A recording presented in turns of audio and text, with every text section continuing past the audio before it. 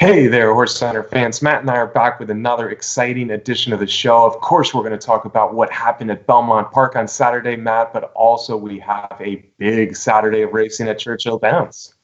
Absolutely, Brian. The older male dirt horses take the main stage at Churchill Downs, and there are 4 big graded stakes races. That's right, Matt. 4 in a row late in the card at Churchill Downs, but the Stephen Foster is my favorite. Midnight Bisou returns. Watch it all right now on HorseCenter.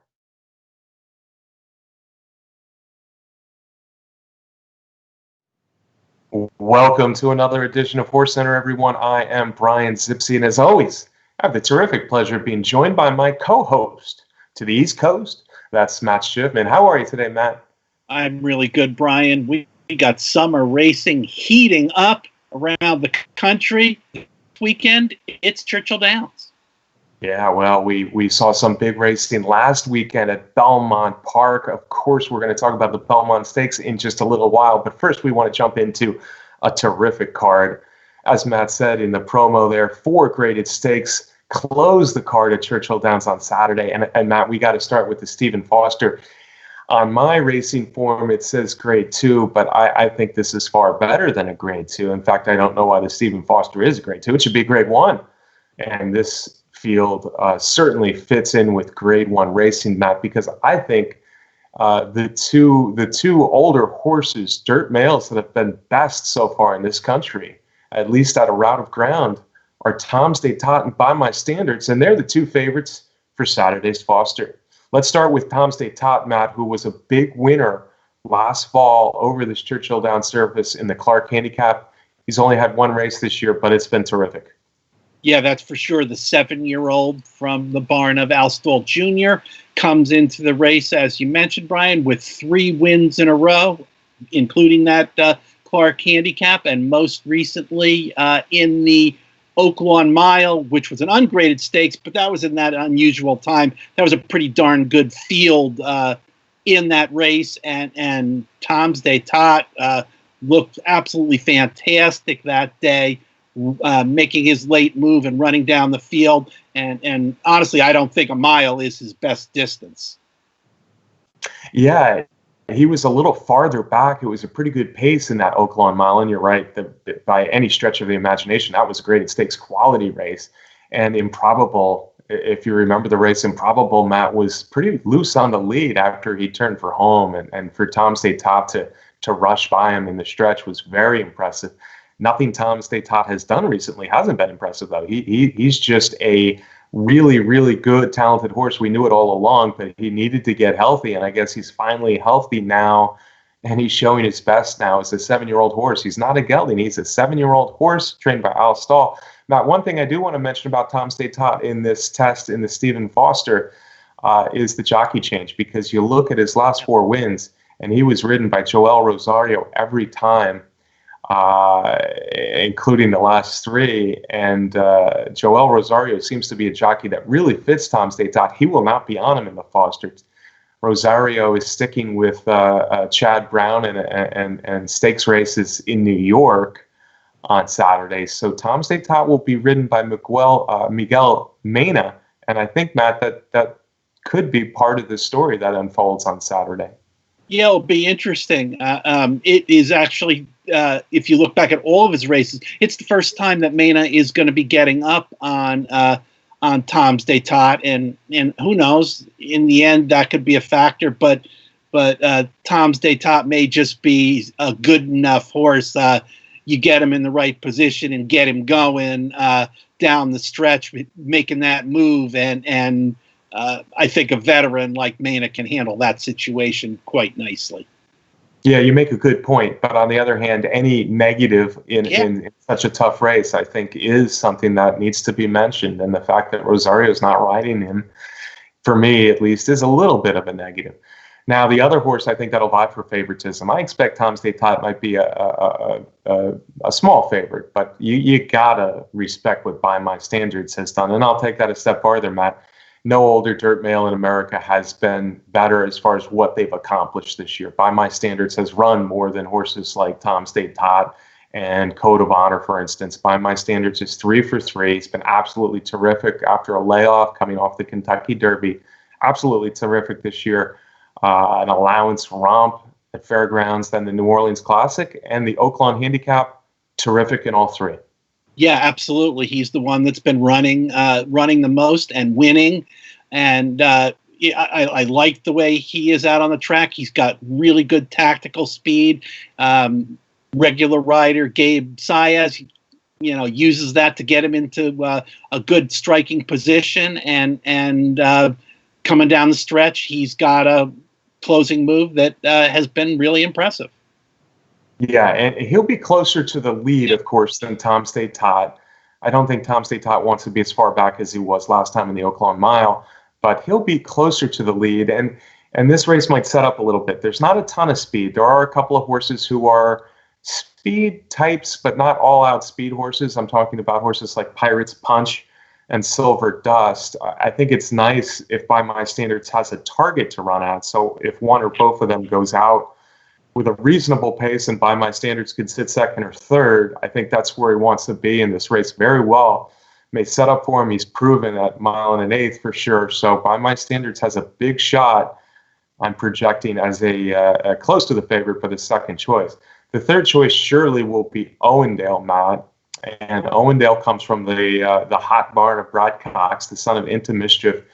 Has been really good at 9 furlongs, and he was pretty darn good in his return race, which came a little bit more recently when he returned at Churchill Downs to get up late in the 1 mile Blame. Yeah, Brad Cox is the hottest trainer in the country, winning races all over in Kentucky and New York at an amazingly high percentage. But you can't overlook Owendale in this race. As you said, he came back, was really impressive looking in the Blame. That was 1 mile, and Owendale's a deep closer, so a mile certainly isn't his ideal distance. The 1 1/8 should suit him really well. He'll have to prove a little bit more, step up to beat either Tom State Tot or By My Standards, but I see that Stephen Foster is a really interesting race with the top 3 making runs at different times. By My Standards is going to make the first run and probably have the lead at some point in the stretch. Then Tom State Tot should be coming, and they're both going to have to watch out for Owendale making the last run.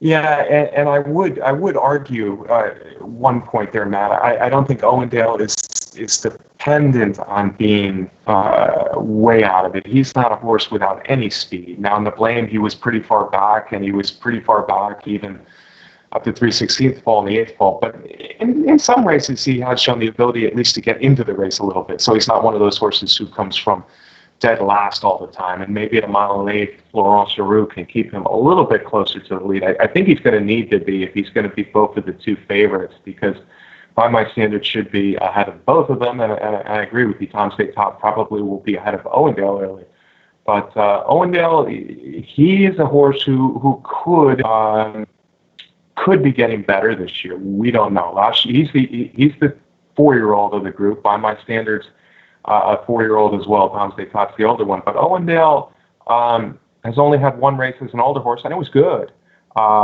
Better competition here. I think the extra 1/8 of a mile helps. But if you looked at last fall's Clark, the last race for both Tom State Tot and Owendale, he just wasn't as good as Tom State Tot at that point. Now he's 8 months older, and maybe Owendale can take it to the next level. I don't think I'm exaggerating to say I could see any one of these 3, Tom State Tot, By My Standards, Owendale, as a Breeders' Cup Classic winner later this year. I think they're all 3 of the top 8 older horses in the country, and maybe even higher than that. But Owendale has to improve. Certainly the other 2 have the advantage right now. But Owendale is an interesting horse, and maybe if Silver Dust, Pirate's Punch, and By My Standards run a little faster early, that'll help Owendale.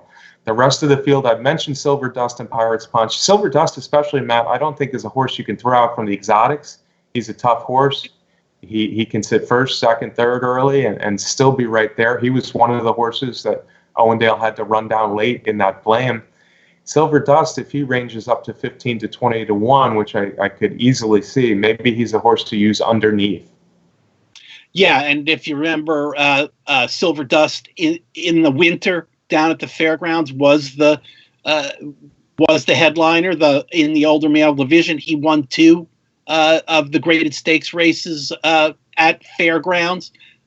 So talented horse. My view on the race, I'm still going to go with Tom's d'Etat as my top pick. Owendale, however, is going to be my horse to come in second in the exacta. I just, no disrespect on By My Standards, I'm a big fan of that horse, but I guess there's a chance that with the race dynamics that he could be the one that gets a little bit compromised, and that might be all it takes for Owendale to get second. Yeah, and I'll disagree again a little bit with you, because I think the race dynamics to me on paper set up pretty well for By My Standards, because I don't think they're going to run too fast early, but I think he probably will have at least one target to run at. I've gone back and forth. I think Owendale is just a notch below at this point until he proves it to me.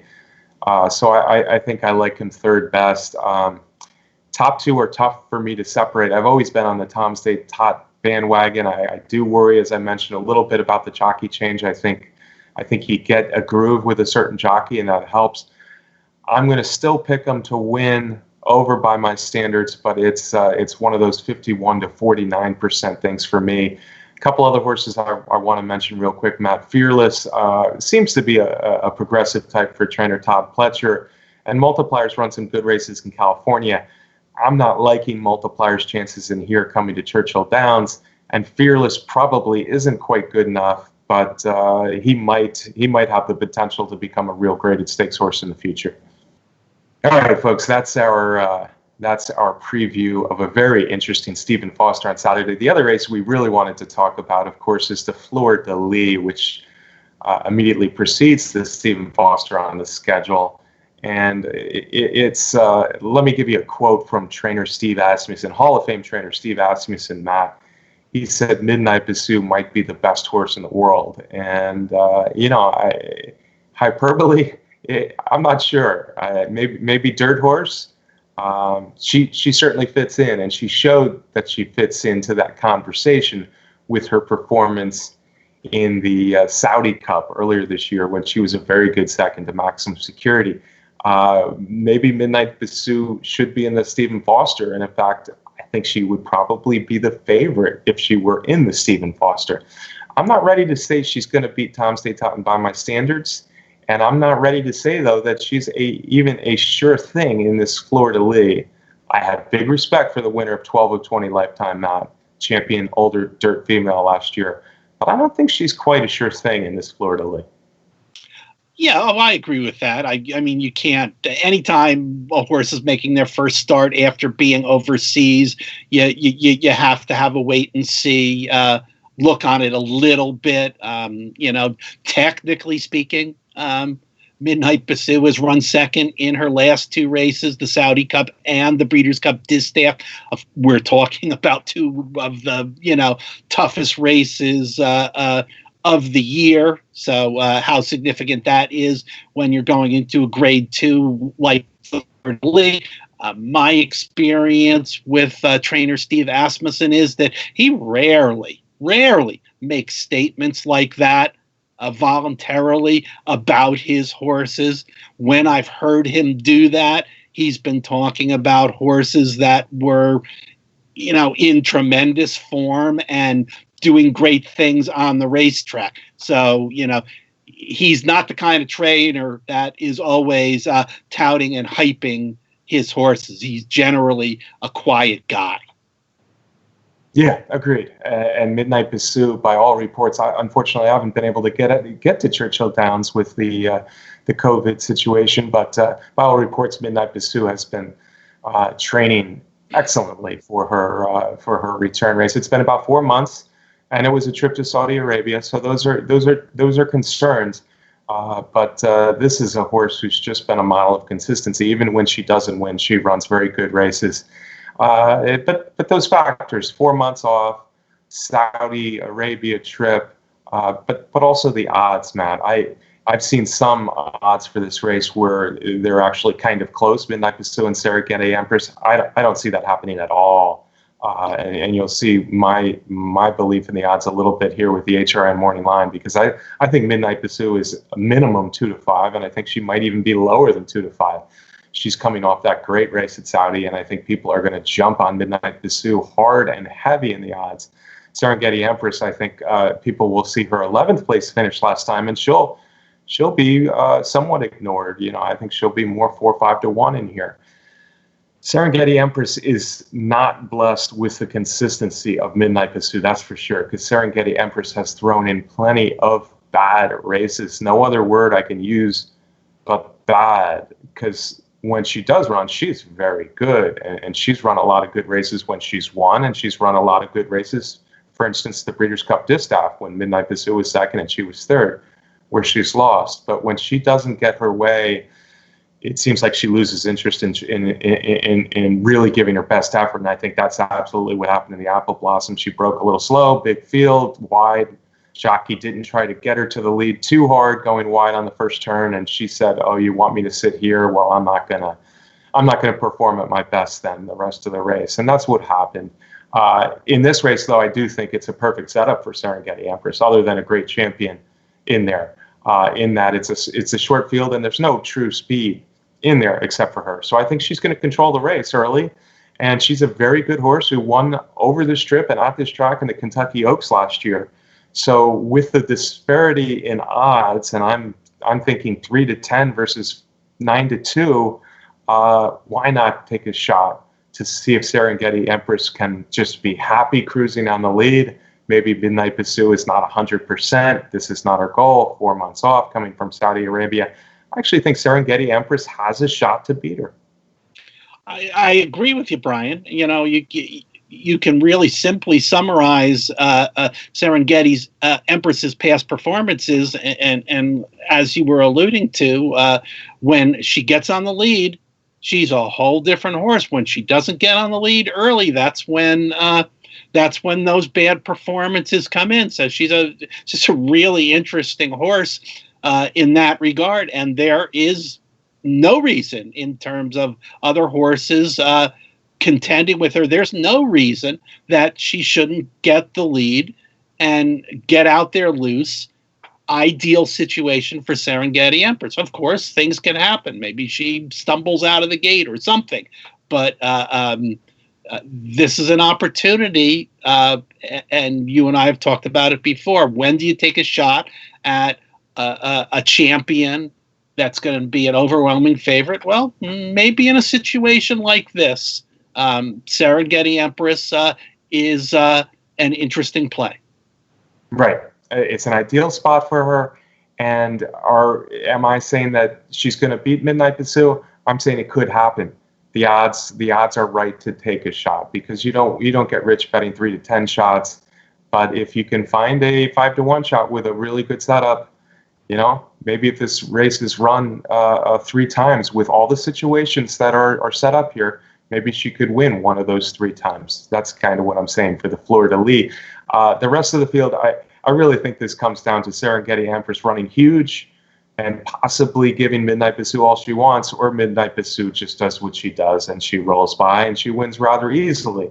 I don't see anybody else upsetting that apple cart. I will mention that Go Google Yourself, Matt, and you've mentioned it before too, Go Google Yourself has become a really nice mare. Yeah. She's based here at Churchill Downs, and I think she's definitely best of the rest. I think she's a great bet to hit the board or fill out the trifecta. Doesn't seem like a trifecta race to me so much, but Go Google Yourself is nice, and she's the best of the rest for me. Yeah, she's a past grade 3 winner, and the other horses in the field pretty much are allowance type horses, or an occasional listed stake in there. And yeah, Go Google Yourself has gotten really good for trainer Paul McGee. Right. Chocolate Kisses probably will get a little bit bet, but I don't think this race sets up for her well with her lack of speed. All right, that's our preview of the Fleur de Lis. We're going to jump now backwards, Matt. We're going to go back to Saturday at Belmont.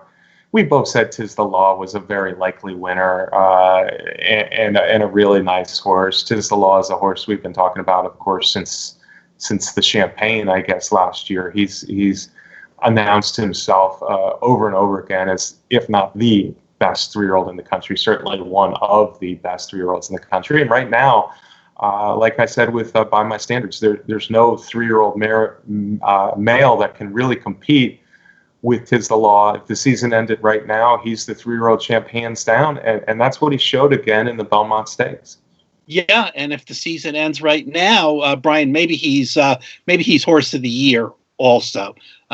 Tremendous record this year, 2 Grade 1s, and the Holy Bull, winning the first leg of the Triple Crown, winning a classic race, and he did it the way that we thought that he might do it. He did it the way a heavily hyped horse should. There was no question out of the gate that Tiz the Law was going to be the winner. He got a perfect setup, sitting on the outside. When Manny Franco shook the reins at him, he just went and got the lead and drew off comfortably.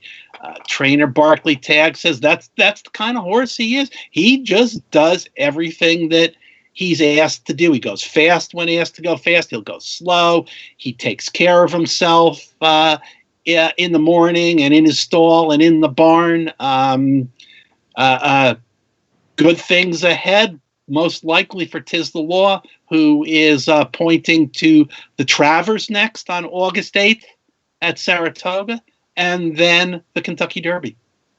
Yeah, and the Travers is the obvious spot for Tiz the Law. Saratoga Stable, the fun group that owned Funny Side so many years ago, they're having fun again with Tiz the Law. But they're the people that run Saratoga are Saratoga people. So we knew we would see Tiz the Law going to the Travers, where he'll likely be a very heavy favorite there on August 8th at Saratoga. The Travers is at 10 furlongs. Nyra's keeping the Travers at 10 furlongs, unlike the Belmont, which was 9 furlongs. Now, one other thing I want to say about Tiz the Law is when he first came out this year in the Holy Bull, there were some issues there. During the race and during the stretch, Tiz the Law did not look like the pro. He looked like a very talented 3-year-old for sure, but he did not look like the professional racehorse that we all want to see moving forward. And in his last 2 races, it's been quite the opposite. Anything but. He breaks beautifully. He puts himself in position. He relaxes, and then he pounces.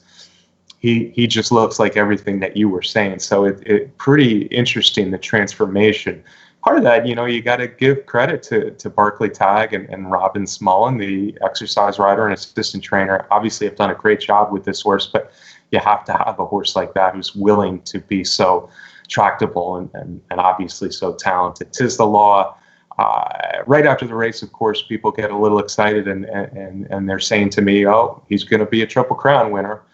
Yeah, it's a strange year, but that's what it could be, the Belmont to the Kentucky Derby in September and the Preakness in October. I will say this, I'm not ready to pronounce Tiz the Law a Triple Crown winner. He could, but boy, that's a tough stretch of races they've mapped out. He's going to go from the Kentucky Derby to the Travers to the Belmont Stakes to the Travers to the Kentucky Derby to the Preakness to the Breeders' Cup Classic. Tell you what, if he wins 4 of those 5, or all 5 somehow, that is an amazing accomplishment. And if he can win just the 3, the Belmont and the Derby and the Preakness, you got to call him a Triple Crown winner, even though this is a very strange year and the Belmont is not 12 furlong Belmont. But I think that would be a wonderful accomplishment. As you know, I'm still high on Honoré P, who I think will love 10 furlongs. So I think that Derby will be a real test when Tiz the Law comes back to Kentucky. Yep, but as you said, Brian, we got a ways. We got 2-3 months until then. Yeah, and two horses, I think, out of the Belmont. I don't think anybody really ran. My Long Shot Pneumatic made a move, but then flattened out pretty good down the stretch. Dr. Post, lightly raced, getting better. I thought he ran a very good race. He didn't break great in the Belmont, and he still was clearly second best. And Max Player, Here's something interesting my friend John De Silva reminded me. Max Player was making his one-turn debut in the Belmont Stakes. Let that soak in for a second. But I thought Max Player ran a very good race. Yeah, that's something we'll never say about any horse again in the history of racing. One-turn debut in the Belmont Stakes. Yeah, that was an interesting observation by John. Yeah, and Dr. Post and Max Player, 4 races each now. This was their 4th race in the Belmont. So 2 horses that ran good in the Belmont and certainly could get better as we move forward. Speaking of good or better, Matt, let's talk a little bit about Gamine, because Gamine was really well talked about. This daughter of Into Mischief, who won an impressive maiden sprint in Santa Anita earlier this year.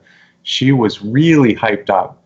Then she went to Oaklawn Park. She got 2 turns in an allowance race. Granted, it was a good allowance race. And the horse that she beat, Speech, came back and ran second in the Santa Anita Oaks, although she was a very well beaten second in the Santa Anita Oaks. But Speech gave Gamine everything she wanted in that 2-turn allowance race. Now Gamine comes in off that and does this in the Acorn. The Acorn was perhaps the most impressive 3-year-old filly performance since Rachel Alexandra. Yeah, Brian, and as you mentioned, you were talking about going to the 2 turns at Oaklawn. The Acorn was 1 mile around 1 turn, which certainly, obviously, was to Gamine's liking. The $1.8 million purchase before she began rating lit it up. She came out of the gate and put in a eye-striking performance out on the track.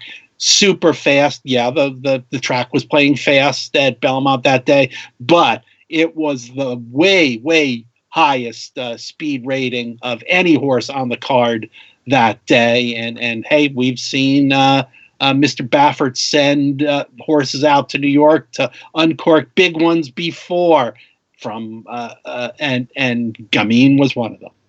Yeah, Gamine certainly did that in the Acorn. Hey, 132 and change. She almost won by 20 lengths. People are going to get super hyped up, and we should. We're fans of racing. We should, open our eyes in awe of that performance. But on the other hand, hey, let her run 2 turns before we get too crazy. A lot of people, just like Tiz the Law, came to me and said, "Oh, Gamine, she should be in the Kentucky Derby. She could win the Kentucky Derby." She's not even nominated to the Kentucky Derby. What's a prep for the Kentucky Oaks? She'll have the Kentucky Oaks in a few months at 9 furlongs. That might be her first race back at 2 turns if they go 7 furlong test at Saratoga. I think we'll probably see her one way or the other at Saratoga in either the 7 furlong test or the 9 furlong Coaching Club American Oaks. But don't get too crazy about this filly yet, but she is clearly a big talent, I guess is what we're saying. And Matt, this is our Stephen Foster and Belmont recap show. Can I get a parting shot from you, my friend? Yeah, it was an exciting Belmont Stakes to see Tiz the Law live up to an important goal for that Saratoga stable. So congratulations to them. And of course, I want to thank our producer, Brett Workman, for putting together this show. Yeah, great thought, Matt. Thank you to Brett, but great thought on Tiz the Law, because it's hard not to like Saratoga, their enthusiasm for the sport. Barclay Tagg, the octogenarian who's done things the right way for such a long time as a trainer, and his whole team, and Manny Franco, a good guy and a good jockey who's never won a race quite like this. So it was a nice thing to see. And it was a New York bred, Matt. We haven't had a New York bred win, I think, since the year I was born, back in 1882. So it's been a long time since a New York bred won the Belmont Stakes. Folks, that's our show. I hope you enjoyed it as always. Thank you for watching. If you haven't yet subscribed to our YouTube channel here on Horse Racing Nation on YouTube, please do so now. We also want to thank our sponsor, Derby Wars, the best contest site out there. Folks, we'll be back next week with a brand new edition of HorseCenter. We'll see you then.